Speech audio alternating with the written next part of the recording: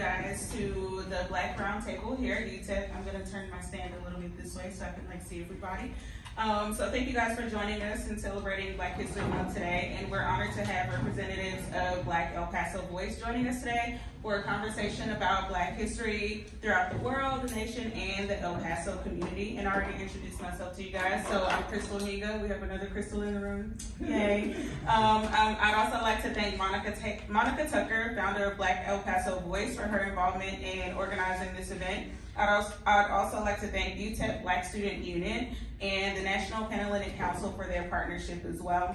I would especially like to thank our panelists who are key members of our community, and I'll allow them to introduce themselves. Ready? Hello, my name is Abeni. I'm actually a student here at UTEP. I graduated in the fall with my bachelor's in commercial music, and I'm now pursuing my graduate studies in music composition. I'm also the music editor for Black El Paso Voice, and I'm a musician. I sing, I songwrite, I play the piano and guitar and everything. Good afternoon. My name is Ryan Adams, and I host a podcast on Black El Paso Voice called Beyond Correction. What's the name of my podcast? Beware the Day. Beware the Day. Thank you. I'm a 33-year resident of El Paso, disabled veteran. I'm currently a business consultant, self-employed, and very happy to be here today. I thought you were going to say you were 33 years old. Okay. So I'm Dr. Jackeline Biddle Richard. I am an attorney, I'm a nurse, I'm an educator. Up until a few weeks ago, I'm the former president for the NAACP, and I'm also an attorney, an immigration attorney here in town, and I am happy to be here. My name is Tomas Arellano. I'm also a student here. I'm actually a current student, haven't graduated yet. I am a teacher at a private school here in town. I'm also a musician, not as distinguished as my colleague here. And I'm actually very happy to be here. I have just entered this sector and started pushing my initiatives, so thank you for having me. Oh, I just wanted to add one more thing. I am the founder of Soy Maravillosa, which is an Afro-Latinx experience initiative here in El Paso. So just to let you guys know that too. You guys can actually keep the microphone. I have a pretty loud mouth, so I can just I can talk. So let's give our panelists a round of applause. Thank you guys. So I'll go ahead and get started with the first question. Why is celebrating and recognizing Black history, not only in the month of February, but year-round, important to you guys? Sure. That's a great question. So why is celebrating Black history important? Well, learning about African American history allows students who are not African American to have a deeper understanding and appreciation for the contributions of African Americans to the world we live in today.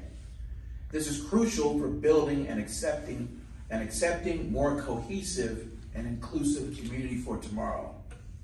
Now, Black History Month is an important opportunity to pay tribute to African American heritage and recognize its ongoing influence on our culture. We must continue to celebrate their legacy to foster understanding and appreciation among all people. So, the reason why I personally think it's important to celebrate, acknowledge, and learn about Black history, not only just the month of February, but in other months and especially other months, is that we, as Black people, we exist outside of the month of February. Oftentimes what happens is that people they see February, it's Black History Month, and then the moment that ends, it's all the history, all the need to learn more kind of dissipates. And to learn about the history and also the culture is to learn how to better interact and know about the people who are close to you, even if they aren't Black themselves, as a way to educate them on the culture, the history, Because if we don't really know about each other's culture or history, how can we really relate to one another in our day-to-day lives, especially in this current day and age? I just want to add to that, just that Black history is American history. So we should talk about it year-round. Yes, I definitely agree. I feel like to reduce Black history to 1 month is a disservice, not only to communities outside of the Black community, but even to the Black community. It's important to educate not only other people, but our youth. I'm one of those people who, I was born here, but I grew up in the Dallas-Fort Worth area. I'm Afro-Latino as well. So I grew up in a Mexican household. I didn't know Black culture the way, and I didn't learn the Black culture the way that most young Black children would have learned it. It would have been nice to be able to have that from an education standpoint, but I had to learn from my friends and their parents, and and then coming back into El Paso, there's so much history just here in El Paso, Black history, that we don't know about. My daughter's nurse is a walking piece of history. She was the first Black cheerleader at Franklin High School. People don't know who she is. So I really feel like it's important, not only for outside communities, but within our community, to celebrate Black history throughout the year, because there's just too much to fit into 1 month. As she said, Black history is American history. It was built on the backs of, this country was built on the backs of Black Americans as well as Latinos and other groups, and it's just very reductive to try to celebrate that within 1 month. Thank you guys. So when the broader community tries to recognize Black history, especially here in El Paso, do you guys think that there are some issues that are ignored? I'm just gonna speak as somebody who dropped into El Paso from New Jersey. And I felt like my first year that I was here for Black history, that it really wasn't significant. Like coming from New Jersey, used to, Black History Month, there's stuff going on, and not just for Black folks, but there's stuff going on all over. And here it just seems to be, real, like on the DL, like just real quiet about it. Certain groups are doing things here and there, but it's not a big blast. And I find it troubling. For a lot of different reasons, so I think there is a need to really talk about this more and have Black history talked about year-round, because definitely for Black History Month here, I don't think that it's it's enough. I think, and I'm just talking about someone who's been here more than 30 years, I believe that the African American community as a whole is often ignored year-round. The challenge that we face is trying to get the word out about our activities. But if the mainstream media doesn't show up at our events, then no one knows what we're doing and when we're doing it. I think the traditional media needs to step up to the plate and realize that we're not just about entertainment and sports and crime. We're much more than that. I mean, shout out to the miners, shout out to Khalid, but we're much more than that. So that's when I hear the word ignored, I think our community is ignored as a whole, and it's been that way for a very long time. And pretty much what both of them have just said. I was born and raised here, and from as long as I can remember, regarding issues that have been ignored, everything is ignored regarding Black history. The way it ends up happening is that an idea will be presented as a way to showcase Black History Month or culture, things like that, in a broad sense of, let's do this, and there doesn't seem to be any checks or balances regarding a proper execution of that, of what are we actually going to talk about, because what ends up happening is the same talking points, the same people that get mentioned, when we aren't really getting to the roots of things as well as the things in our history even our local Black history that get ignored. And like, also, it's the fact that, for lack of better words, there's no like hype around it in terms of promotional material. There's no other people who like really need to come out to these events, because it doesn't happen in that way. And what ends up happening is also, it's like, well, what if you guys did this? What if you did that? We are doing that, but no one really wants to come out to see it, or it doesn't get pushed as much, or it's not, people aren't aware. So in terms of what is ignored, everything is ignored. Just, yeah. I agree. I don't really need to have a big voice too. Okay. Hold on to it. I agree with everybody, what everybody said. Again, like I said, it's ignored so much so that I'm a stranger to the Black community here in El Paso. I was born here, grew up in the Dallas-Fort Worth area, and came back. Only as an adult have I really found my voice in the Black community. I've always been involved in the Latino community, which is great. I've always been proud of that. My mother is the one who raised me, and she's Latina. But I have always had that missing from my life and craved it. And the older I've gotten with the issues that have come up in my adulthood, now I have my own children, I feel like a stranger to the Black community because I don't even know where to find it at. I don't know where to go to get this knowledge. I don't know where to go to these events. I hear about Dia de los Muertos parades, which is great, and I know that this is a heavy Latino community. I hear about all sorts of other events and initiatives and celebrations, but ask me if I've seen a Juneteenth parade or know where to go for one. Ask me if I've seen Black History Month parades, or ask me if I've been to a field trip or taken my students to a field trip to the Black History Museum.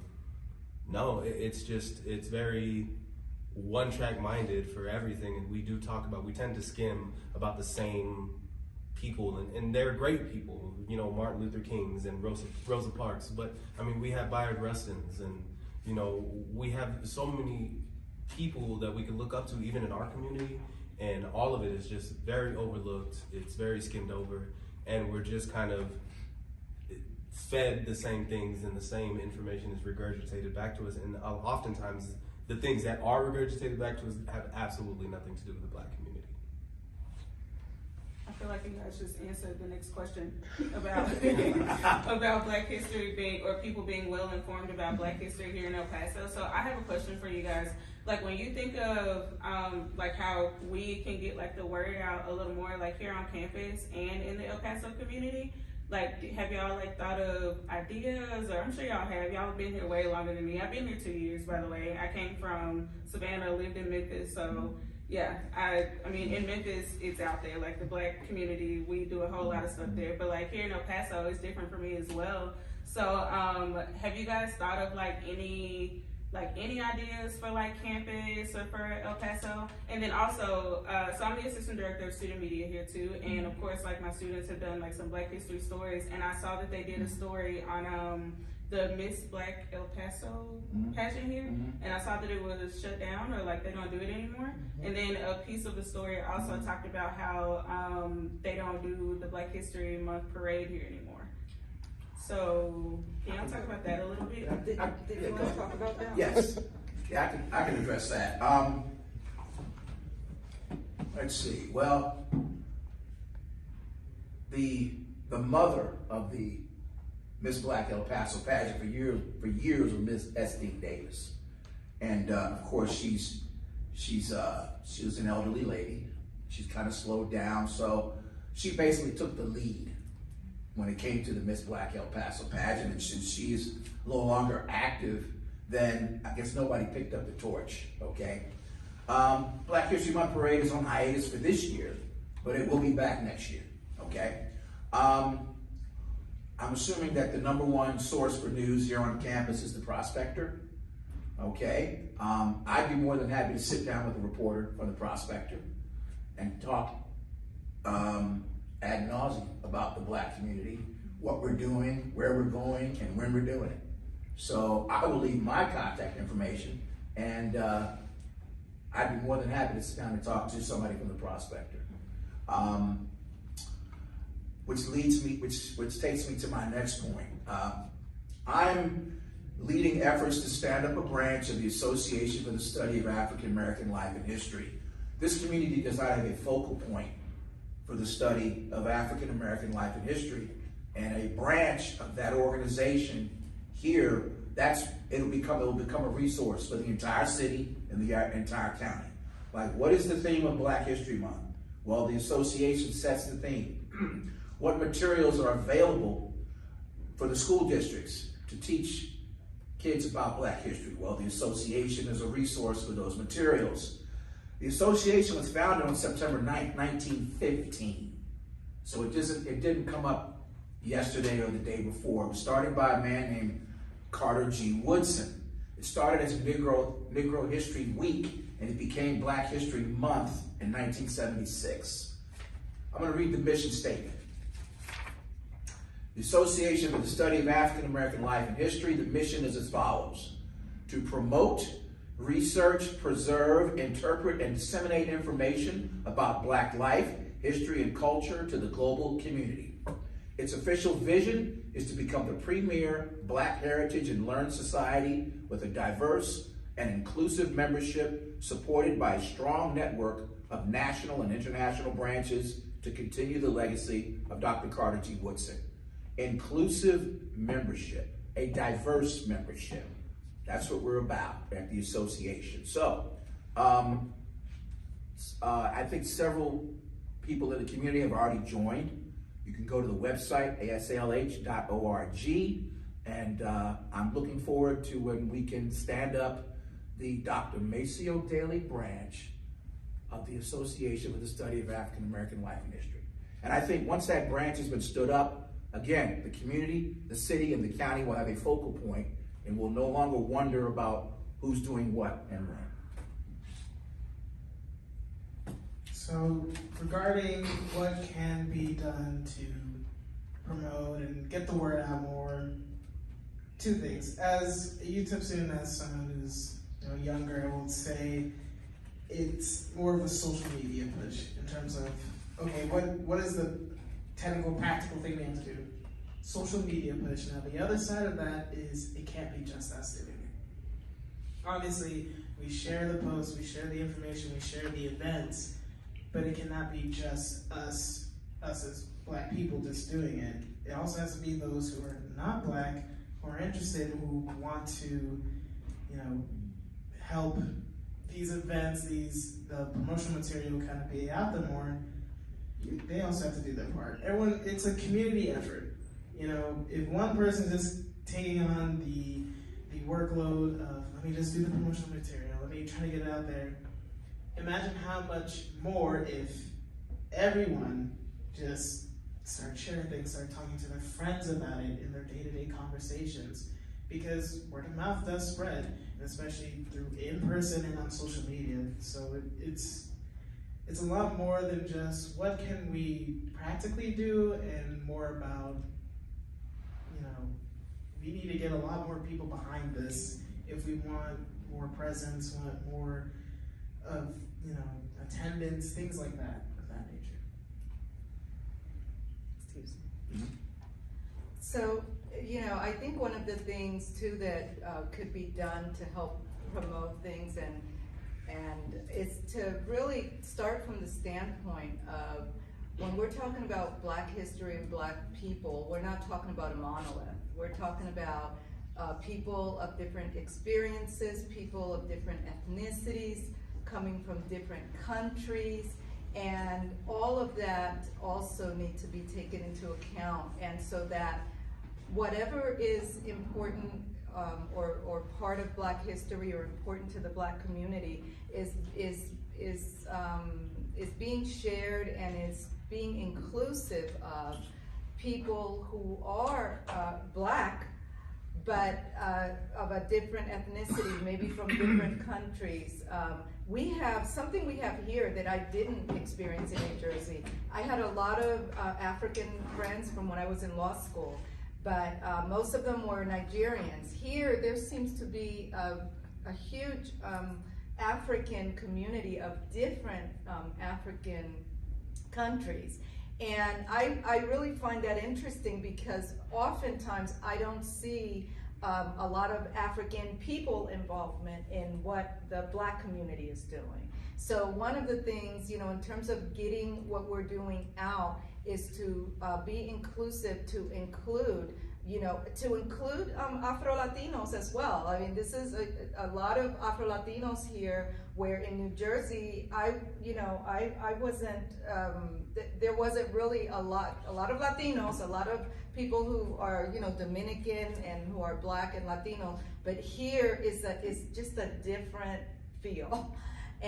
But what I always see is everybody is kind of like in their own silo, in their own, so, you know, you can't get information out or even teach the broader community unless you come out of that silo, because you're right, we can't do this just all on our own. But we have to understand that the Black community, I mean, we have to start with that premise, that the Black community is not a monolith.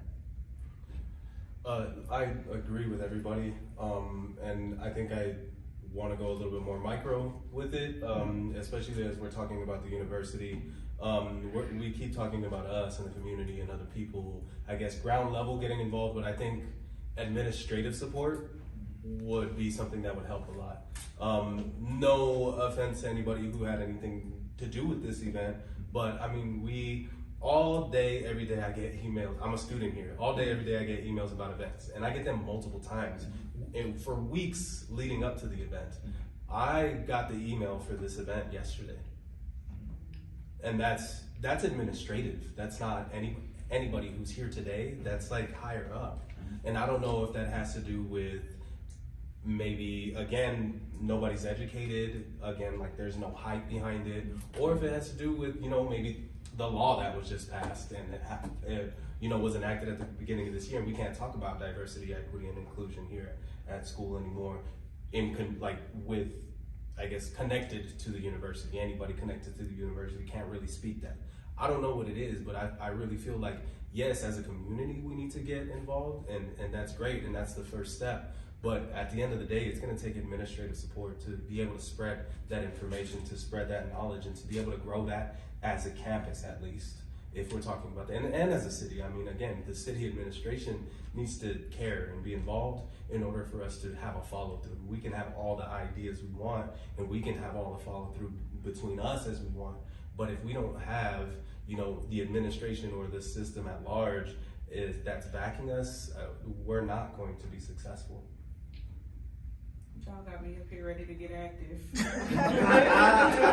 Come join us. No, seriously. Yeah, I mean, it is a little sad. Like, I've seen so many Black students on campus, and the prospect that we table bi-weekly when our issue comes out and stuff like that. And of course, I see Black students all the time, but like, you look in this room and can I just add something to that same question? That I think it's also crucial, because when you're talking about, you know, you gave the example of you being here as a student and what you see when it comes to other things.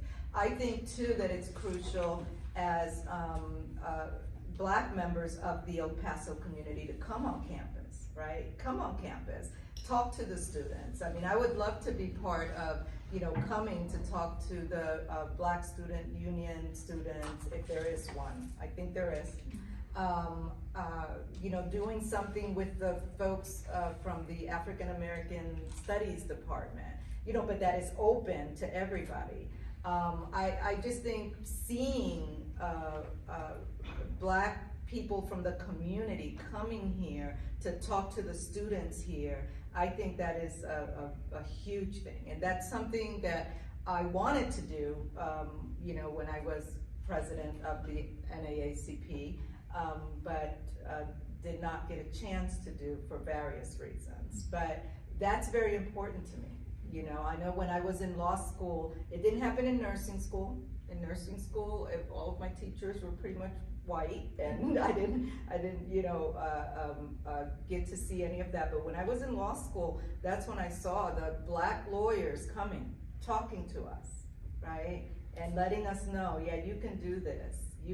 You know, this, I went that route, or, you know, so I think that's important. And that's something for me, I'd be willing to come here, talk to students, on different students, right? So that they can also see students who are even not from the Black community, see what the Black community is doing here. Because I also feel, you know, coming here from the outside, that the Black community here, demographically, just so that people know, and most people don't know this, you know, and I don't know if everyone in the Black community know that El Paso actually demographically within the Black community has like a higher level of education than most of the people in the community, because most people came here in the military, they had education, or came here and retired. So for various reasons, if you look at the numbers, I mean, I looked at that when I moved here,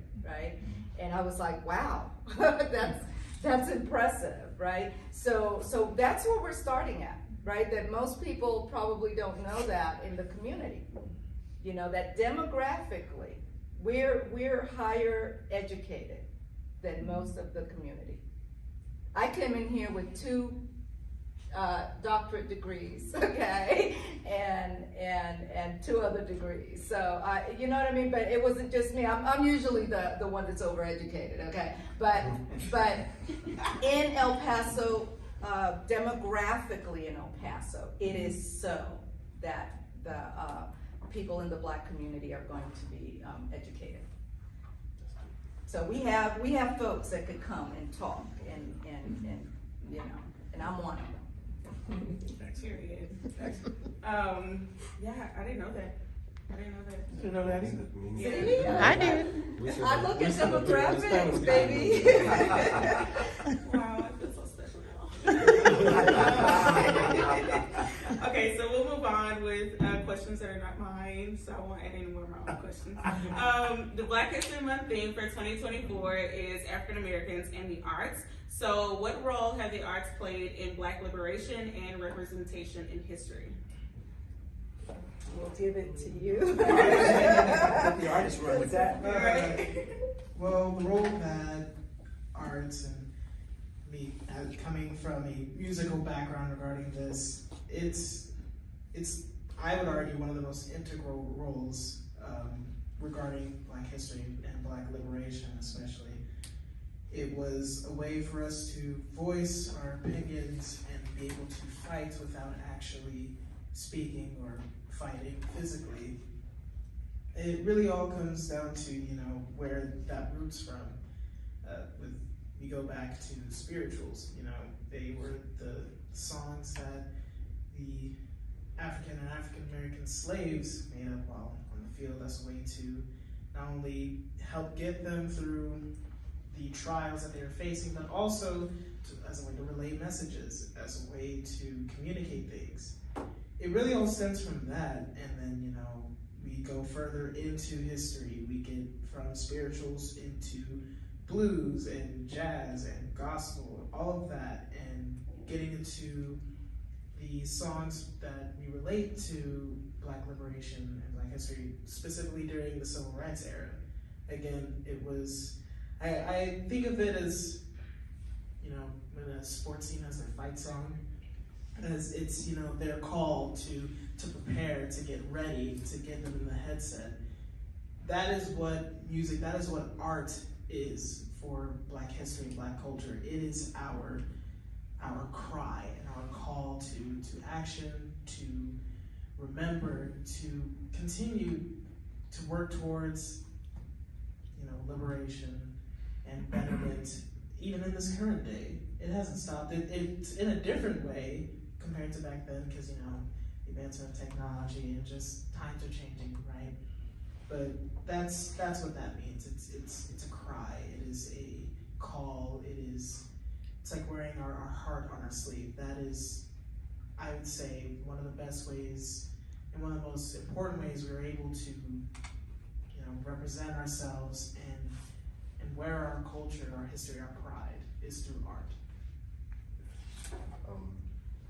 To add to that, I agree. I definitely, hands down, agree. I couldn't have said it better. It's our voice.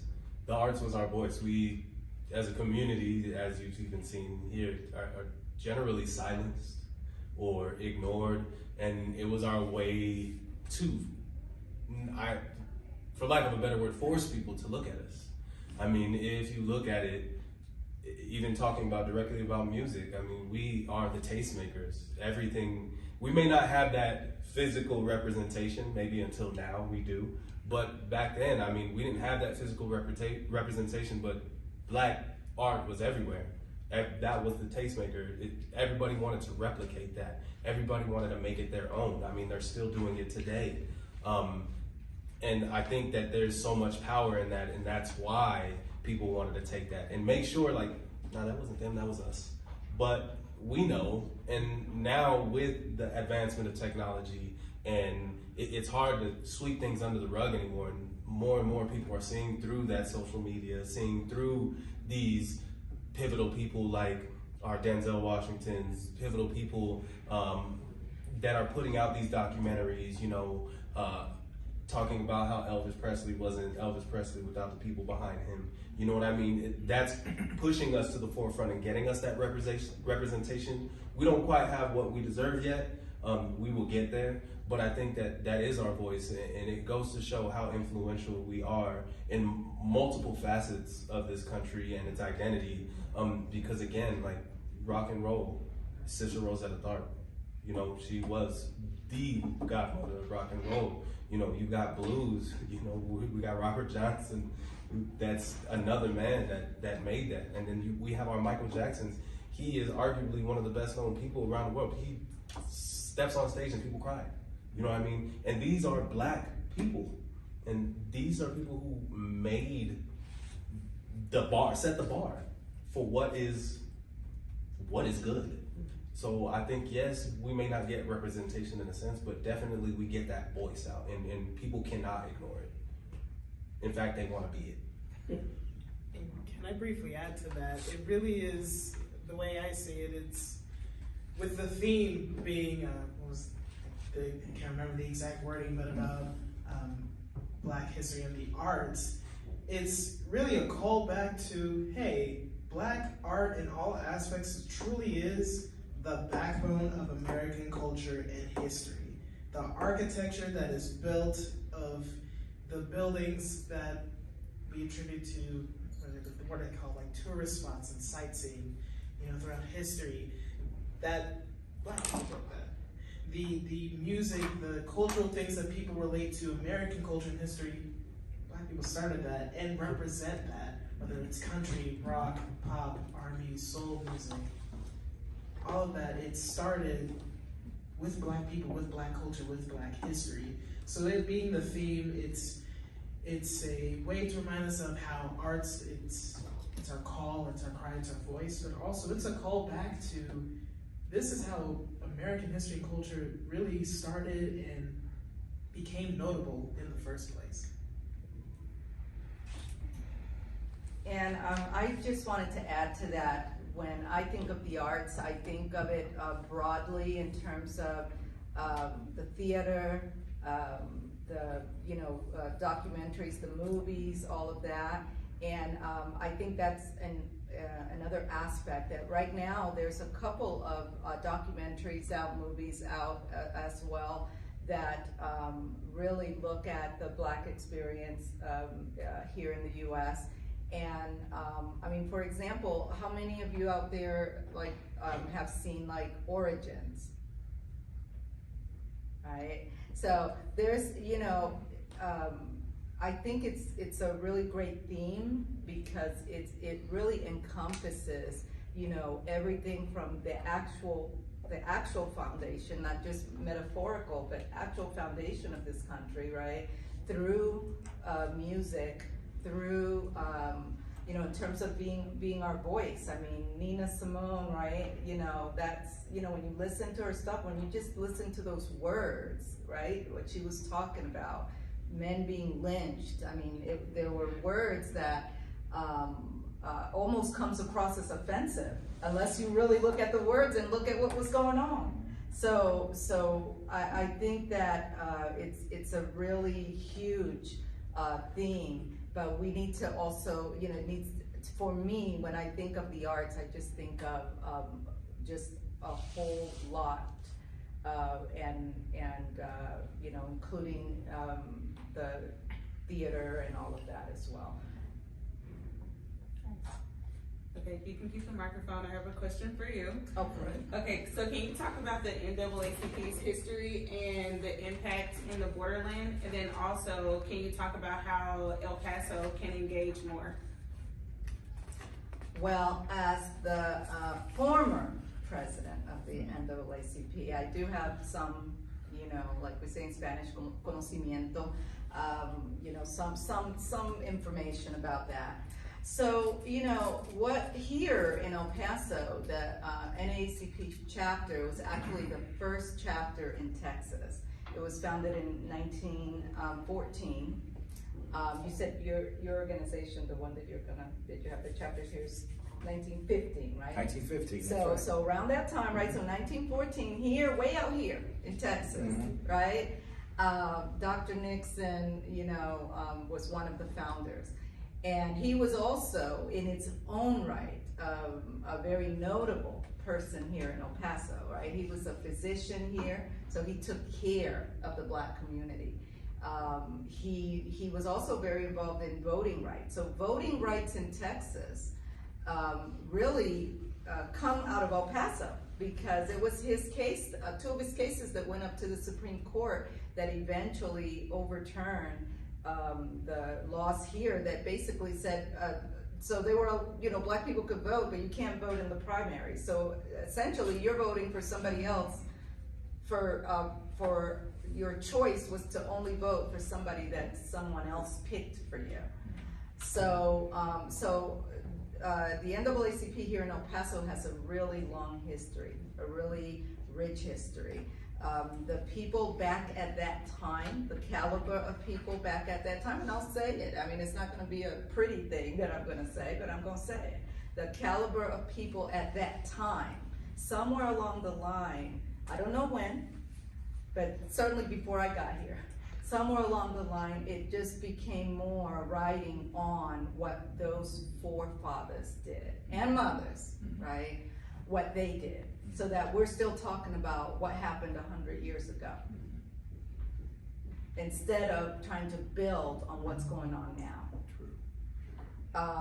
which was a problem for me, right? I think I know from having been the president of the chapter here, that there are issues here in El Paso. You have kids in high schools being called monkeys. Okay, just kind of, right now, I'm just kind of like, okay. You have kids who are Afro-Latinos, right? Whose mom might be Mexican, dad African-American, being called monkeys or all kinds of names. People being referred to out of their name for whatever their skin color is. This is here in El Paso. By the way, El Paso, a community whose Mexican people here had a really troubling, like, very hard history. So you would think that we're in a place where it would be, you know, where all children would be treated with respect, right? But, you know, I feel like the NAACP needs to do more, right? And yeah, I will say it. I feel that NAACP needs to do more, because I was the president and I was stopped more than supported. So just take that in.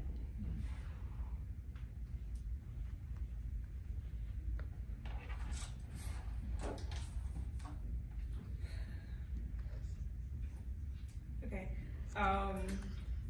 What challenges in our education system affect the Black community, whether that be K-12 or higher ed?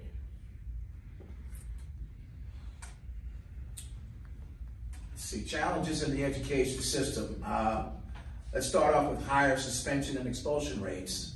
African American kids are more likely to be suspended and expelled for offenses where other children of other backgrounds are not suspended or expelled.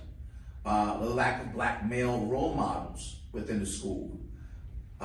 Bullying, lack of access to health resources, the high cost of higher education, pressure for female faculty members of color to ignore their identity, beliefs, cultural competencies, and values to fit into a white male prototype. Let's see, I mentioned black men. Public schools in urban neighborhoods often have a racial achievement gap. And systemic issues in funding drives education inequality and has detrimental effects primarily on low-income black and brown students. These students receive a lower quality of education, which is reflected in less qualified teachers, not enough books, technologies, and special support like counselors and disability services. The lack of access to fair quality education creates the broader income and wealth gaps in the U.S. Black and brown students face more hurdles in going to colleges, and they will be 3 times more likely to experience poverty as an American with only a high school degree than an American with a college degree. Income inequality worsens the opportunity for building wealth for black and brown families because home and asset ownership will be more difficult to attain. So it starts in the classroom, and as I've just described, it just trickles down and affects the social economic landscape as a whole. So that's just, and I'm only scratching the surface, folks. Those are some of the challenges that we face in our education system. Can I add to that? So I worked for a number of years at Texas Tech. I'm a nurse. I'm a nurse, a lawyer, and an educator. But anyway, one of my last job there actually, I was the senior director for the Office of Student Affairs for nursing.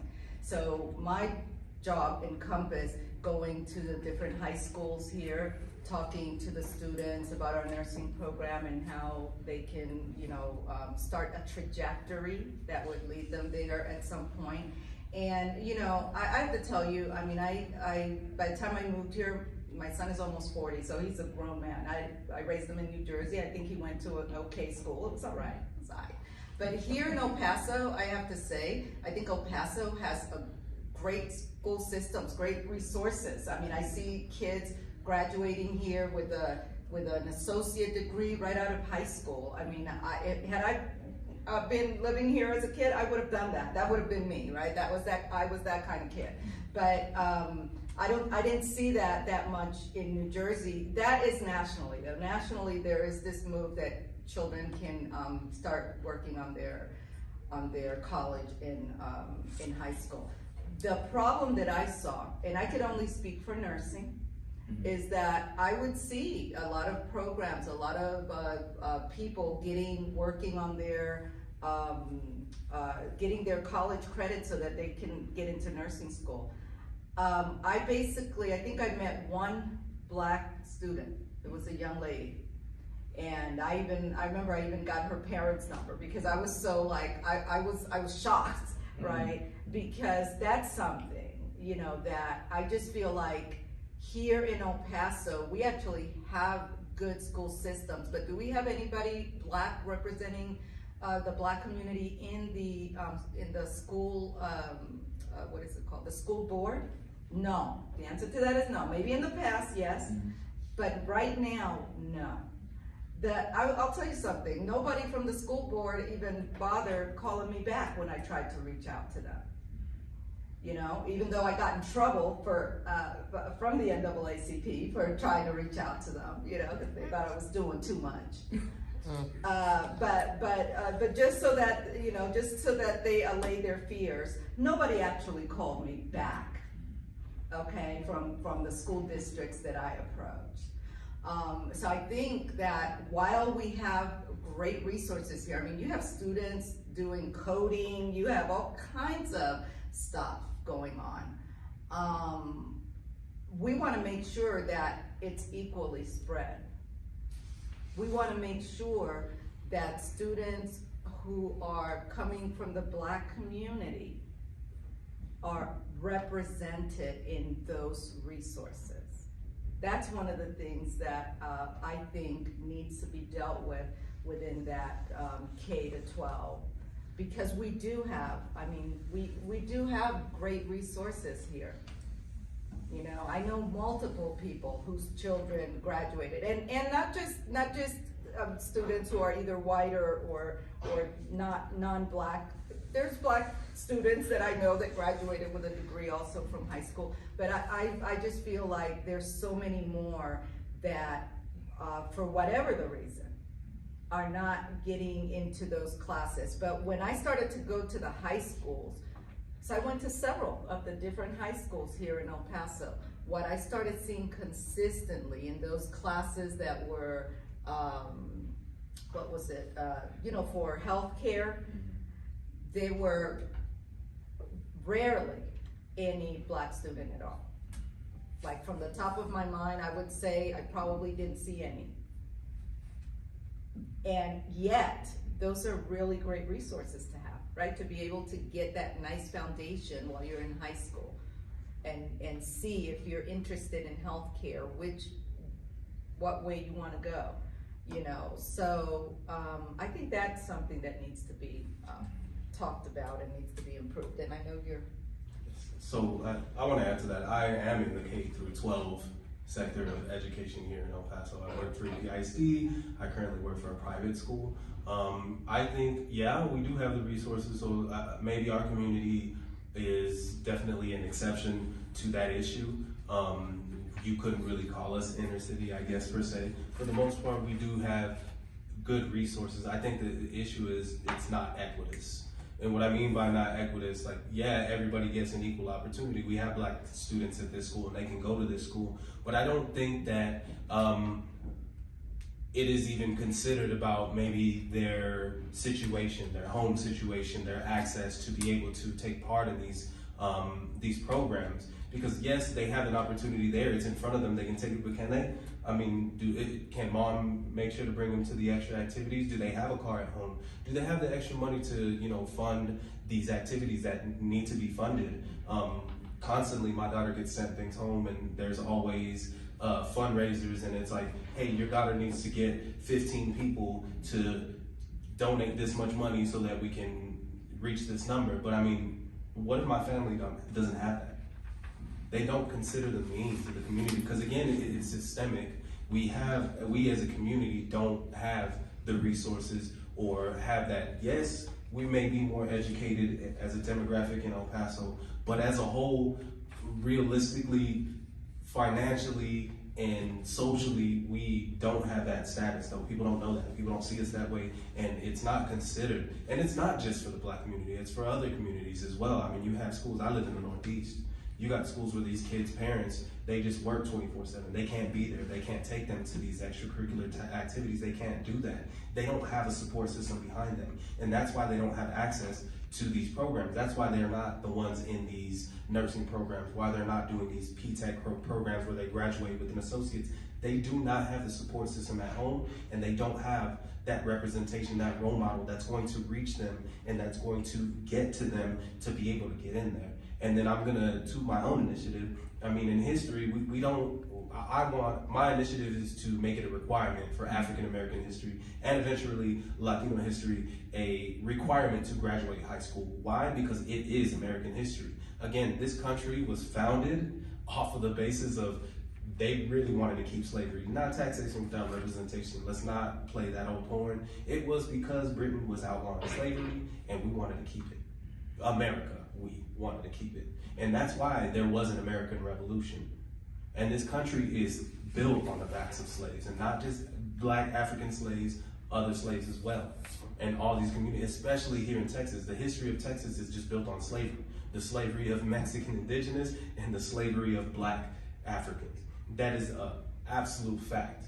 And I think that we just overlook that fact because systemically it is carried on here and we don't even talk about it. We don't teach it. Supposedly somebody told me, I think it was Monica that told me, that we're supposed to be offering it. I've been in the high schools. It's not being offered. But I think it should be a requirement, not an offering. Right now, they're pushing new initiatives to get rid of diversity in education, even in higher education, again, as I spoke about. So these are the issues, that's the issues in education, that even the system is trying to take us back. Civil rights movement never ended. In fact, now we are going backwards. And it's not just civil rights for black people, it's for women as well. I mean, we have so many landmark cases being overturned at an unprecedented rate in the year 2024. And that is egregious, it's crazy. You know, we have this new initiative, school choice, and yeah, that's great. It sounds good to the ear. We want to be able to pick where our kids go. But what about the public system?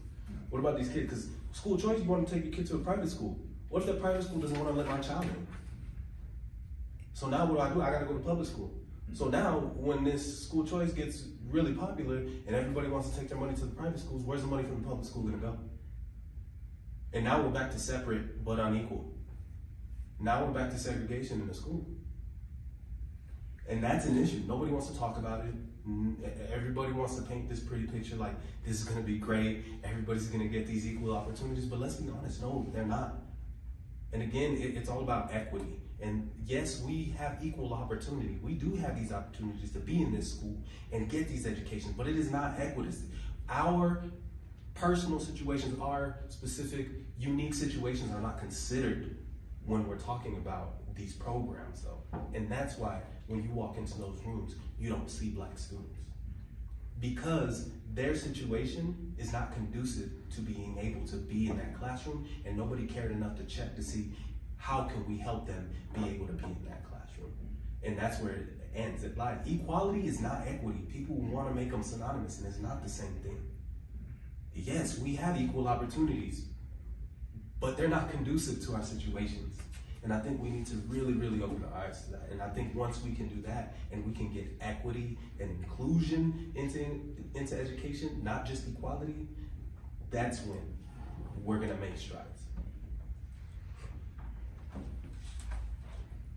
I think everyone just said. Okay, so I'll go on to the last question. Thank you guys. Do you foresee attitudes and efforts surrounding the Black and African community improving in the future? And how can the El Paso community advocate and support the Black community of El Paso?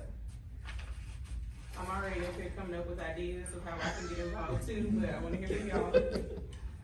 Well, you know, I'm an eternal optimist. I believe that relationships and relations with the broader El Paso community will improve. But it's going to take a team effort. I think we've talked at length about there seems to be a schism between African American, i.e. American descendants of slaves, and the African community here in El Paso. These are men and women from the motherland that recently immigrated to the United States. At times, it seems as though neither community wants anything to do with the other. So we've got some work to do in the Black community in order for that to occur. I think we need to highlight individuals and organizations that are making a difference. For example, Black El Paso Voice, the Great Khalif Foundation, the ANA All the Way Foundation, the National Panelists Council of El Paso, the historically Black Masonic community here in El Paso, and the NAACP, and the historically Black intercollegiate fraternities and sororities of the Divine Nine. Like I said, I'm an eternal optimist. I'm trying to do my part with my podcast. I'm doing my part by standing up a branch of the Association for the Study of African American Life and History so that this community will have a focal point. I look forward to the day where we have a citywide celebration, be it a dinner or a brunch or something in the month of February, where we can highlight not only Black history here locally, but Black history nationwide. So I think everyone can do something, but it begins with communication. And I want to hit on this point one more time. I think the mainstream media needs to do a better job at sharing the accomplishments of Black El Pasoans outside of the silos of athletics and entertainment. I'll just add to that.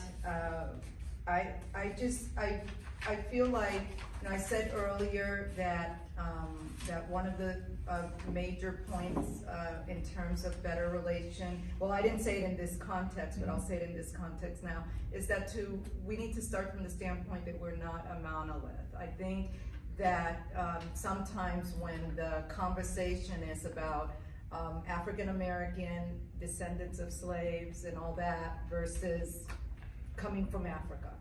And there have been some Africans here for a very long time. They're not all recent. Some have been here for a very long time. But I think that, on both ends we need to look at that, because I can kind of see it from the standpoint of, I was born in Puerto Rico, right? So where there are black folks, okay? Mm-hmm. And most of them are probably in my family, but one of the things, I came here when I was 8, and I remember having to learn English, right? So I'm just dropped in, of military families, I'm dropped in, in the US, and I had to learn English. When everybody else, they already knew English, and not to mention, when I learned English, I couldn't speak it with an accent because I got, really bullied for that. So I had to spend a lot of time, trying to fit in and sound like the rest of my friends did, right? And we need to look at, this diaspora of, African descent in that term, in that way. Right now, here's one thing that for me is critical, that we can't just say that we want to have, these two different types of communities to hold hands and sing Kumbaya when an organization that's supposed to be for all people, for human rights, for civil rights, says that a law that is going to basically give the right to the regular police to pull you over. We already know what that is, right? Driving while black and all of that. Well, now it's codified in Texas, but I was told that's not a priority of an organization that's supposed to be about human rights, civil rights, all of that. Because that's important to me, because I'm looking at it as, wait a minute, I could get stopped in addition for being a black woman, which by the way, I've gotten stopped 5 or 6 times since I've been in El Paso already, even before, let's be real, SB4. So when SB4 hits, we can't, as black people, turn our heads and think that, oh, that's not me, that's for those Mexicans, that's for those people coming at the border. No. They'll come for us too, and this time they'll have a law that supports it, right? So, those are the kind of things that we need to, as a community, be able to speak about and dare, right? Say this is not just, and it can't be just for one aspect of the diaspora and not the other, right? One of the, I'm Puerto Rican, so I have to toot my horn on this. Arturo Schomburg. I don't know if any one of you have heard of the Schomburg Center basically he's Afro-Puerto Rican who at the turn of the century, depending on what you read about him, somewhere early on in his life, he was told that African people, being of African, descent was of no consequence. So he set his whole life, and he was the first who started to look at these, to start at this center that brought together art and all kinds of different cultural things from Africa, but also from the US, from the African American culture, okay? And that was a Puerto Rican black man, all right? And so we all have to do our part to connect. If we're all gonna do the part, we have to be willing to see the full range. We can't just, he could have just sat in Puerto Rico and said, and by the way, he was having it good, okay? Because he was living good. He wasn't out in the country like I came from, okay? So, I'm just saying, he just, you know, he could have just said like, yeah, I'm Puerto Rican, I'm, you know, whatever. No, he understood, right, that he was of African descent. And he understood that that meant that we had a connection. And he understood also that here in the US, because he studied here, he lived in New York, that there was this cultural thing that was going on that needed to be studied, that needed to be looked at, that needed to be put in a place where you could study it, you could look at, you could have people come talk about it. And that's very important that we keep that going, right? Because I could sit here all the time and talk about Arturo Schomburg from 100 years ago, but what are we still doing now? I mean, that place is still open, by the way, so if you're ever in New York, you gotta go. But what are we doing now, right? The same as the NAACP chapter. What is it doing now? So we need to be able to do now, but also see that spectrum. We need to be able to see the full spectrum. And that's a way in which, very truthfully, very authentically, the American Black community can have that connection to the African community. And we have a very good, you know, because we're so small here in El Paso in terms of numbers, right? This is a good place for us to do that, to make it a point to do that. So that's one of the things that I would say to improve that. And how can the El Paso community in general advocate and support the Black community of El Paso is, you know, I think you said something earlier about UTEP, for example, right? I mean, UTEP is a machine in El Paso, you know, putting out, not only by putting out students and being involved in all these things, but I even understand, I've only been here 6.5 years, and I know that UTEP is a machine. And if part of that machine really is to support what Black people are doing here in El Paso, that's what, you know, that needs to happen, right? So people who are making decisions at high levels of big corporations, big, you know, they need to be thinking about what's going on with the Black community, what's going on with these people who demographically here in El Paso, we're, you know, higher educated and all that. So you know, that needs to be a priority for the, you know, powers that be, I guess. So that's a way in which the El Paso community can advocate, because at the end of the day, those decisions, those high-level decisions, is what moves policy. You know, you're talking about the media. Well, the media is I'm always, every day on the news, and I see the Spanish news and the English news. And UTEP is always on that news. And so we know that this is a big part of El Paso, you know. So it needs to be part of their strategic plan. It needs to be part of whatever is going on here high level. You know, I'd love to see where they're investing, you know, in all of this stuff that's going on with NASA and all of that coming here, you know, like through their program. I'd like to see Black students in there, and not just because they're Black, but because they are bright and to be in there, right? I'd like to see that intentional to be part of the priorities of who's making decisions here in town. I don't know. I was gonna drop the mic. Yeah, that's what I thought. I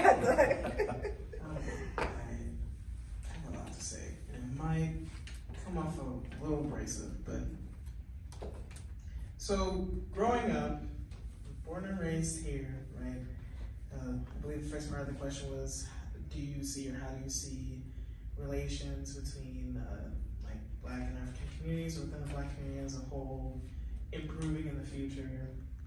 And I'll include organizations and other aspects of that in that part of my response.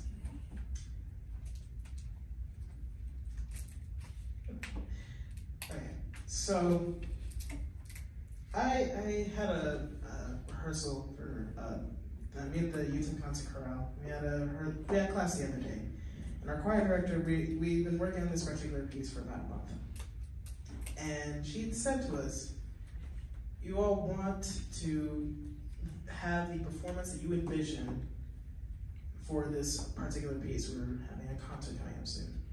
You all want this performance to go exactly how you envisioned it. When are you going to do the work?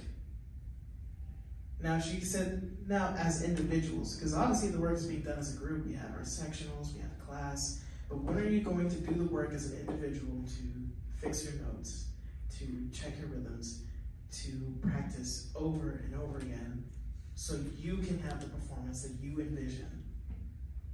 That is exactly the sentiment I feel with that particular question, is when are people actually going to do the work? Again, growing up, born and raised here, and as speaking from the young adult perspective of what I've seen, I barely am seeing any work. Why are a lot of these organizations not going out to the schools and trying to get youth to recruit them? This might sound bad, I don't think until like later into my high school years, I didn't really acknowledge the fact that there was an NAACP chapter here in El Paso, and I didn't know that it was actually the first Texas chapter. We keep having these moments that I've seen locally where we have the greatest foundation, the greatest historical foundation, and we get to the present day and we let it fall. We let it falter, we let it dissipate, we let the significance of what all of that means go away. In a way that, for lack of better words, the premise, the morals, the mission statements that a lot of these foundations and organizations and things like that have disgraced and sullied in the present day due to complacency, due to leadership, due to different things that factor into that. And as a young adult, and as back then being a kid seeing that, I was so displeased because, growing up, we, again, didn't really have Black history taught in my schools. Thankfully, I had a mother who taught me a lot at home. So I was very active, I was very engaged in learning the history.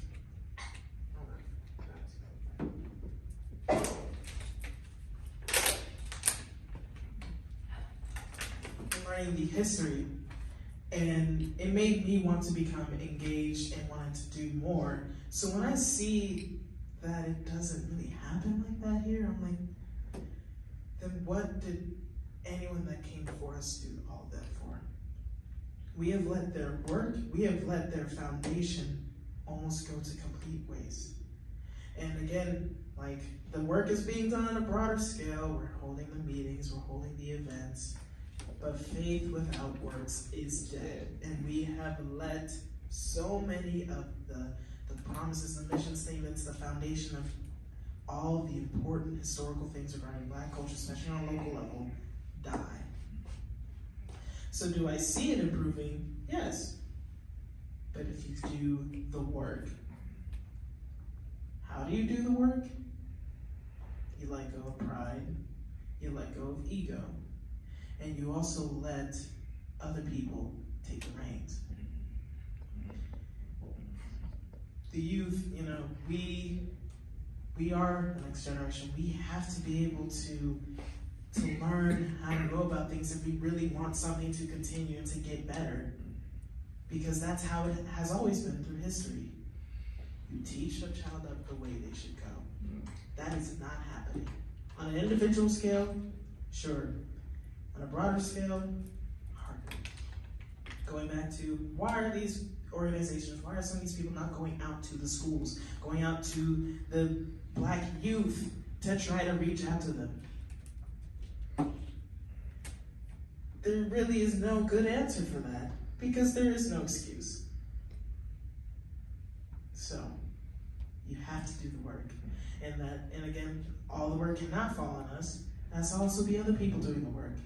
It's really, truly an amalgamation of a lot of things that need to change if we want things to get better. So, do the work, let go of the pride, let go of the ego, and let youth continue to take the reins so we keep having the history not forgotten and not left to rot. And I will just add to that, just to be very clear, is that in order to let the youth take the reign, we have to be inclusive of the youth. That's right. Yeah. Absolutely. Just to add and speak on that, I absolutely agree. And something really stood out, what everybody was saying, was inclusivity and letting other people take the reins. I think not only is it abhorrent that these